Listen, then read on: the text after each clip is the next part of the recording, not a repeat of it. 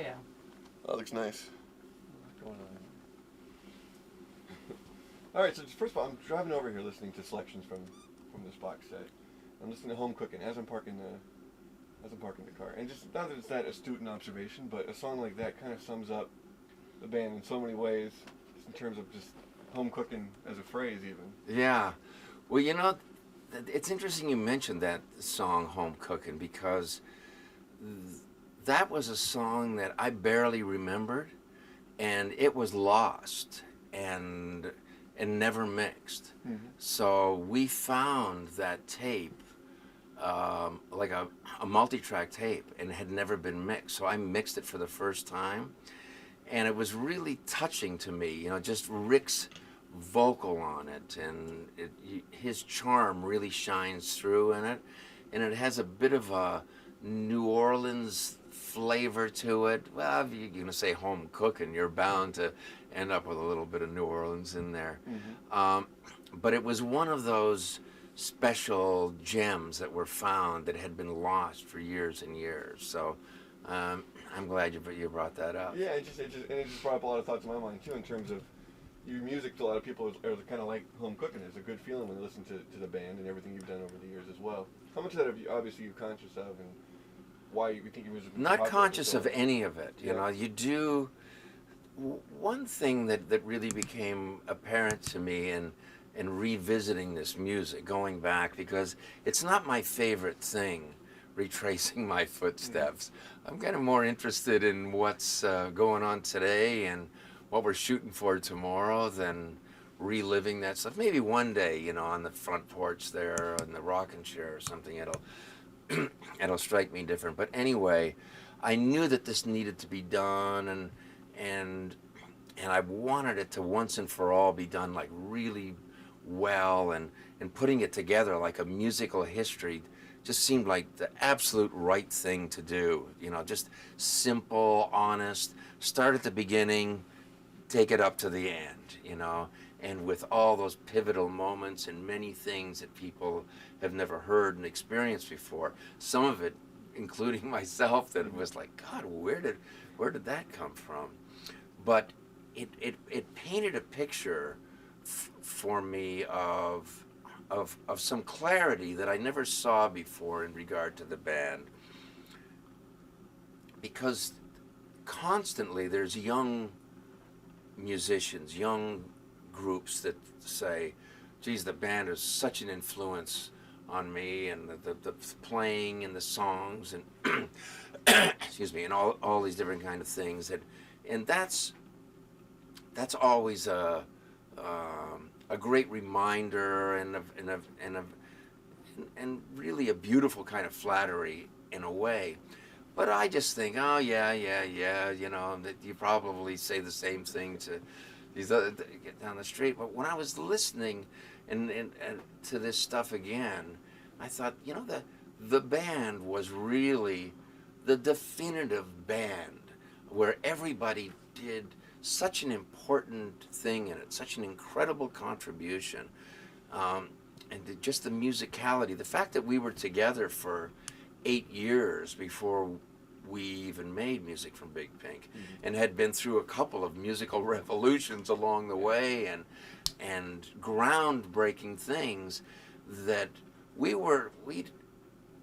spent a lot of time woodshedding and honing our skills and our craft. And so when we did make music from Big Pink, there seemed to be a timeless, historic feeling to it already, and it was our first album, It felt that way to you then? Were you thinking about things like at that point? When people would mention it to you, the feedback on it, you'd say, yeah, that makes sense, and that it had that kind of homegrown flavor to it, an organic flavor to it, and that this music just sounded like it just grew right out of the ground somewhere.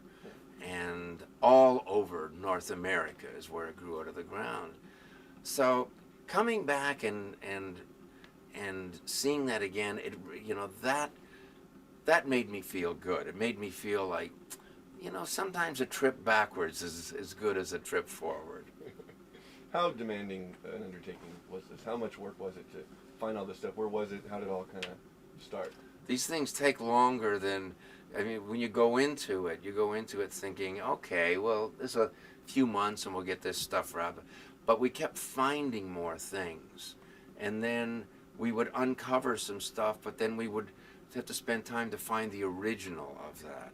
And then there'd be people to deal with that would have to sign off on these things that, I mean, people came out of the woodwork on this kind of stuff. Mm-hmm. But, you know, and then the footage, the film footage, some of it I'd never seen before.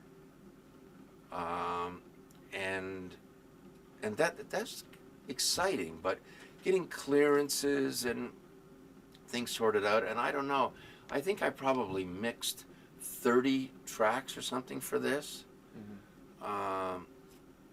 of stuff that had never been mixed, or if it had been mixed, it wasn't really mixed, or things that didn't match up to everything else, that the sound was so drastically different, and then just trying to send it to somebody in a mastering lab and say, match this up, you know, that would be, it would become a mess. So when you go in there, and if you're somewhat picky and a little perfectionist thing or something, this stuff, it ended up taking a couple of years, over a couple of years, putting it together. So when you're doing that, and you're literally sitting in a studio, playing with a song that you maybe haven't dealt with in 30 years, what kind of things are going through your head? Probably so many different things as you're working on that same music. Just that, you know, a lot of things, you know, run through your mind. Obviously, you remember to the best of your ability what was happening in that moment when you were doing this, because you think, gee, it's great the way the instruments are particularly locked in here. And this is something, you could never manufacture this. You could never, you know, program or fix or do something to make that happen. This is one of those human elements that you just cannot, you can't better. You know, you can change it, but you can't make it more real than that. So, you know, I really enjoyed some of that, and just hearing going in and really viewing and listening without other stuff to some of the things that Garth Hudson would play on his own. I mean, it's like there's nobody in the history of rock and roll, there's no musician in his league in a musicality sense. There's lots of guys that can do many things amazing, but there's nobody in his playing field. Just doesn't exist, you know. And so every time you go there, you think, wow, what a phenomenon this guy is. And then I'd be listening to just the sound of Levon's drums and just the feel of it, and then the way that the bass and the kick drum would be rubbing together, and think, ooh, boy, that's magic there, you know.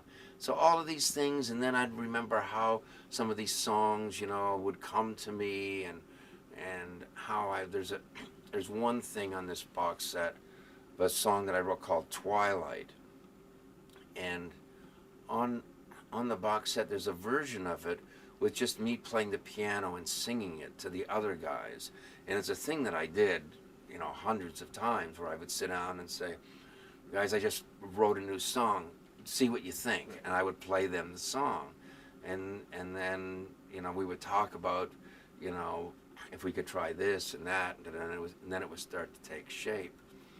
And so just to be able to hear things in that state, and it be, you know, quite moving in its own way. And how proud you become, because I was just listening to that, you know, as well, and it's just beautiful and so well done, and it's the kind of thing where it wasn't released, and it was something just like what you're talking about, but still it betters 90% of any music released, you know, kind of since then. Does that make you feel great that, man, I was doing this? It makes me feel like the timeless quality of the music is intact, you know, and that was something that I was always really proud of, that excuse me, that it didn't seem trendy, you know, but just because, you know, as we go through phases and of music and through the ages and everything, a lot of people get caught up in things, and you hear a lot of groups go through stages of trendiness, and and the band was really apart from all of that. There was no fashion trendiness, nothing to look back and be embarrassed about. Well, why was that? Because you guys were confident in your own musicality, and where you guys started, and you were just doing your own thing for so many years. By the time, because like I said, by the time we got to the starting line there for doing our own thing, it wasn't our first trip to the rodeo. You know what I mean? We'd already seen this from many, many different angles, and had spent time around, extraordinarily talented people, and hopefully some of that had rubbed off, and we'd had the opportunity to go down a lot of roads and pick up a lot of flavors, musical flavors. So when we were making a gumbo and throwing all these musicalities into it, it had great depth in its taste and its flavors. Because I remember when Music from Big Pink came out, people acted like, where in the world did this come from?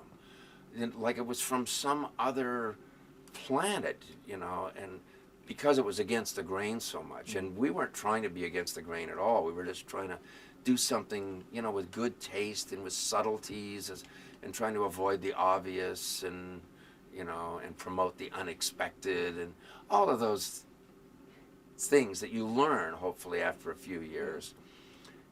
And all it was is just those combinations of musicalities from our going down that long road of and picking up all of these things along the way, and saying, and I don't know, I just, without understanding it, I just started storing up things in the very beginning, not knowing that there would ever be a place to use it. But I was a songwriter before I joined Ronnie Hawkins. I was a songwriter, so I knew that I was storing it up in the attic for one day be able to go up there and dust something off, and I would have something soulful to present. And you mentioned the fashion sense. Looking back through all these pictures and the old films, what's that like for you to look back at what you guys look like? It's all of these things, it added up to in a very unexpected way. But when the first pictures of the band came out, this wasn't even our Sunday best.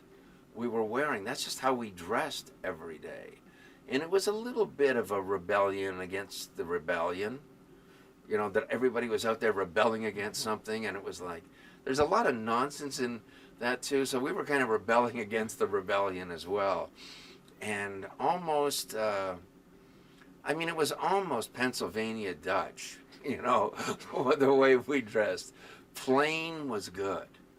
There was something about that you just felt like there's no tricks here, there's no traps here. So when people first saw pictures of the band, they thought, oh my God, look at these guys, it's all so mysterious and everything. And we were like, what do you mean? This is just how we dress every day, just living our lives.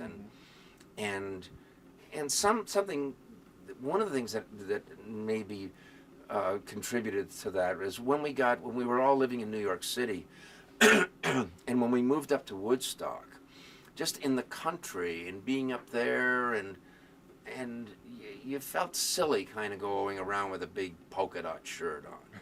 You know what I mean? You just looked like a clown, and you wanted to just kind of fit in with the mountains and the atmosphere up there and everything, and that's just what presented. So most of those things were pretty accidental, and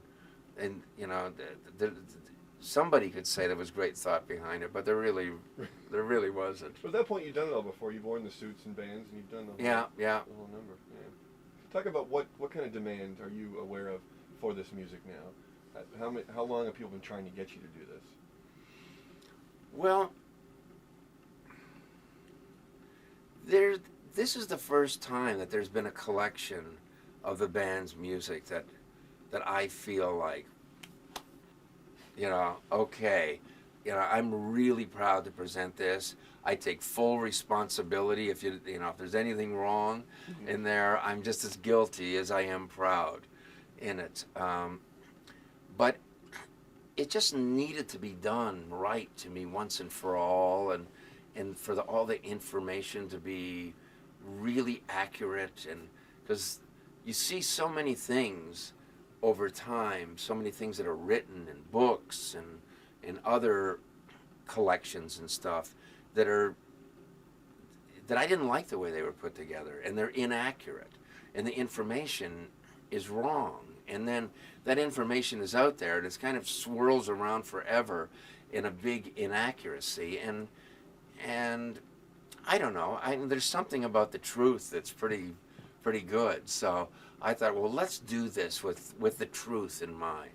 Here's the truth of the music, here's the truth of the information, the pictures, the DVD, the whole thing this is it, blemishes and glory all mixed together. I know I've told these stories before, but you got all the Dylan stuff on this as well. Do you remember back to your first time meeting up with Bob Dylan and what that experience was like?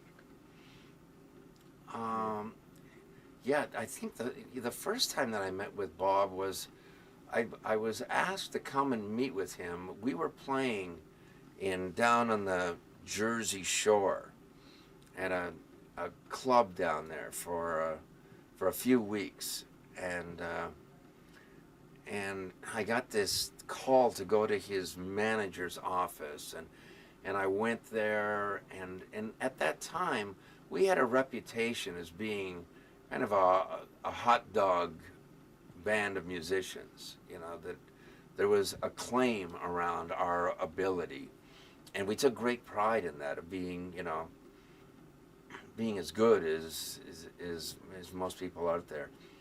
And so I went to meet with him, and he was just explaining to me that he was telling me about his background, because I didn't know much about his background, and he was explaining, his folk music background and everything, and now he wanted to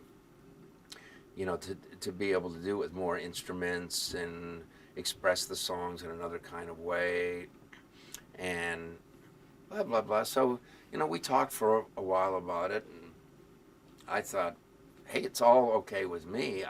I don't know if this thing's going to fit together, but it's fun to talk about it, and then we talked about musical influences and things, and then we went somewhere, and we just sat down and with a couple of guitars and just played some music back and forth, and it was enjoyable right off the bat.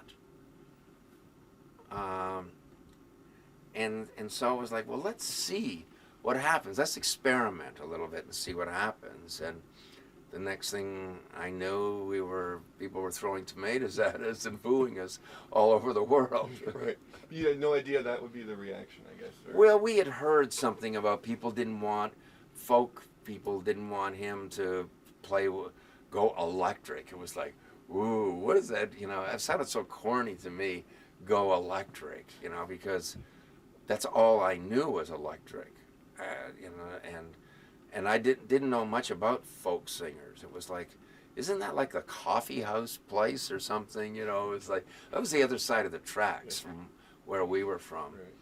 So when we went out there and played, it became obvious that people had their minds made up before they even heard it. And out of that comes a certain anger and everything. In that music, the way that we played it and the way that Bob sang the songs in the early days, there's a lot of rebellion in that too. Just because, oh, you don't like it? Well, then I'm going to even sing it louder, kind of an attitude. And it was interesting to go through that whole experience, and the fact that Bob didn't cave in, because there was a lot of people around saying, Bob, you got to get rid of these guys. I mean, they're like killing your career right before our eyes. They got to go. You know, because they had to blame somebody for this, and they couldn't blame him, you know, because, you know, it was his thing. Nobody would be there to do the music. So that, you know, we were good ones to blame, and he didn't cave in. So I always felt, you know, and I always really admired him for standing up to this. And then years later, it became, people were like, oh yeah, no, it was great. I knew it all along. You know, it's easy after the revolution to say, you know, I knew that this was the right thing. Mm-hmm, of course. And how close are you guys now? Did you know about this box set? Have you guys talked about this? Or the box set? Well, everything that we wanted to use, Bob's, from either from the record company or from him, or there was no issue whatsoever. Yeah. You guys still close? You guys still talk? Or? I haven't seen him in a while because he's always on the road somewhere. Sure. Yeah. He's out there, like him and Willie Nelson have the same bus driver or something. I mean, because they just never stop. You know? So we cross paths once in a while. Yeah. And you never stop. You always have your hand in so many different things. Talk about everything you have going on right now in terms of taking the time, but you've been producing as well as doing soundtracks. Yeah, I've got. Well, right now they're releasing my first 2 solo albums that were on Geffen Records in a package with some bonus tracks, and you know they just wanted to do that, so that's kind of great, and we're hoping to get some. We're still finalizing that, and there's a couple of gems that I'm hoping to include in that people don't know about. So that.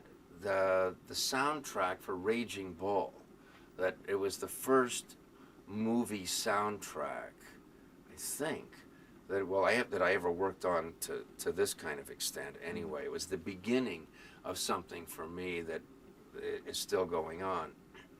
That Raging Bull was the first movie that I was like, I don't even know what you call what I do with Marty, but yeah, that collaboration. And so the soundtrack to the movie never came out, and I had it ready to go in 1980, and then they said we can't get clearances on this. Some of the people have passed away, and we don't know who to call for this and that. So, and back then soundtracks just didn't mean as much. But I'm so glad that now it's come out, because it's one of the most interesting soundtracks ever. Yeah. I mean, whenever you see the movie Raging Bull, the music is really an important part of this storytelling. So anyway, that's exciting that's done. So I just finished putting that together. Let me ask you what you're talking about that, because there's so many legendary stories and memories about the two of you getting ready for that, and how you guys hold yourself up for a year and all this kind of stuff. And how much of that's true, and what was your original kind of soundtrack work with Marty like, and what did you learn from him? What did he learn from you? Well, we started on The Last Waltz. When we did The Last Waltz is when we really started spending time together, and in the midst of working on The Last Waltz, we actually became housemates. We were sharing a house together, and I was always doing what I do, and writing music and exploring music and listening to music, and he was doing the same thing with movies. Now, I'm kind of a movie bug myself. I know quite a bit about movies, and knew quite a bit about it before I ever met Marty, I thought, and he's a frustrated musician, so I would play him things and turn him on to stuff, and it'd be great, and that it would be so much fun to do it with him, because nobody enjoyed it more than him. And then he would show me movies that I had never seen before. And while we're showing it, he was a film teacher, so he would point things out and say, "You see, now watch how the camera moves around here. Just when they're moving this way in the cam," and and it was just an extraordinary education. And then we ended up putting this education to work for us. obviously, in preparing and doing The Last Waltz, but then on Raging Bull, there was music that I had turned Marty on that ended up in the movie, and I did some music for it, and there was just things, just bouncing things back and forth. Some of it comes out. I mean, and I wrote liner notes for this new box set, and so did Marty, and a lot of it has to do with him growing up in Little Italy in New York, and just the music that would leak out of the windows in the neighborhood and everything. But it's part of what makes that movie feel like you are there. You are in the midst of these people's world. So so it was a great collaboration, and it was a crazy time. I mean, it was madness in the air, and we stayed up all night watching movies and listening to music, and slept all day, and all those stories about him having the house blacked out, and soundproof, so we wouldn't have to hear the birds in the morning. It would be like, did you hear that? The birds. They're back. The birds. And so finally he just had the whole place soundproofed, and there was a system so you could close these blinds and things and everything, and you wouldn't know whether it was day or night. And then we were in our element. Right. Very good. And talk about this amazing musical you're working on, because it sounds well, special. the thing that I'm deep in on right now is a Broadway musical, which I never ever dreamt that I would be even talking about something like this. But the nature of this particular musical is unique in the sense that it's not a typical traditional musical where people just break into song randomly. The music in this story is an integral part of the story and of this ceremony that's going on in it. And it's a Native American musical. And I'm working with this guy, David Laveau, the director who won the Tony last year for Nine, the Fellini musical. And he has on Broadway now this new revival of Fiddler on the Roof and A Glass Menagerie. So he's really good at what he does, and he's a sharp guy, smart guy. He gets it, and with what we're talking about here, he's really passionate about it. And we have David Henry Wong writing it. He wrote M. Butterfly and many, many other things, and he has Tarzan for Disney, which is like taking over for the Lion King thing that's opening in a few months that he's doing too. But he's such a good writer and such a savvy guy, that I can go to him and kind of throw myself in with these guys. I just trust them, and to say, listen, we're doing something here, but I have to answer to the indigenous community of North America in this. It has to be really good, and it has to be so special because we are celebrating that culture in this project. So we have a story where we're working. By the end of the year, we're hoping to have the book like 90% there for it. I'm about 40% along in writing the music for it. And we're going to develop it in Santa Fe and then Seattle and then go to Broadway. And the producers that we're working on this are really successful and really smart. And so it's for real. I mean, this thing is for real. And it seems like it's long overdue that nobody has done